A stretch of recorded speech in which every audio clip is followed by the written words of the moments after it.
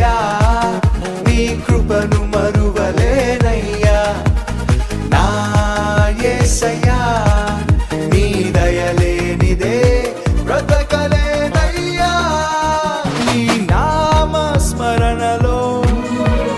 దాగిన జయము నీ వాక్య ధ్యానములో పొందిన బలము నీ నామ స్మరణలో దాగిన జయము నీ వాక్య ధ్యానములో పొందిన బలము తలచుకొనుచు నా